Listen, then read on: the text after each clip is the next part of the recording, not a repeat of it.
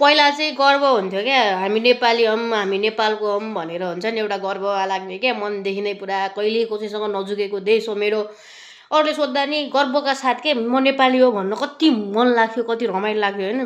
अहिले नेपालको स्थिति देखेर म नेपाली हौँ भन्न नि लाज लाग्छ क्या, शरम लाग्छ क्या नेपाली जनताहरूलाई। यो अहिले भोजराज दाइलाई चाहिँ एउटा केटीले चाहिँ ऊ हानिरहेछ होइन।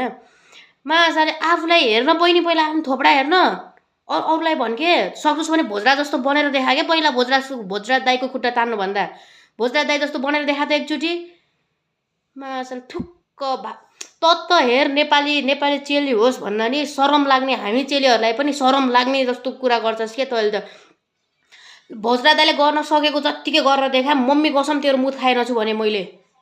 माछाले के भएको यो नेपालको मान्छेहरू, के भएको यो? राम्रो काम गर्ने मान्छेलाई सपोर्ट गर्न छोडेर अझ राम्रो काम गर्ने मान्छेको खुट्टाहरू तान्ने ठुक्क मादर चोतहरू।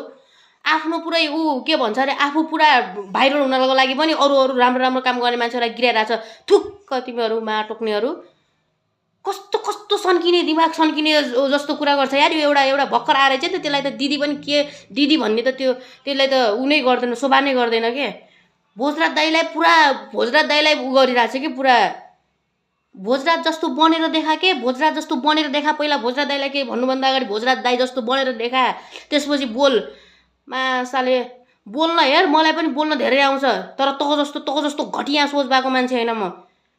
मासाले जति बेला पनि त्यही भन्या हुन्छ क्या, भोजराज जसले पनि गर्न सक्छ, जहिले पनि गर्न सक्छ भने तैँले ल एउटा घर बनाइदिएर देखा त, जहाँ घर बनाइदिए एउटा कसैको गरिब दुखीलाई सहयोग गरेर देखा। मासाले ठुक्क रन्डी मासाले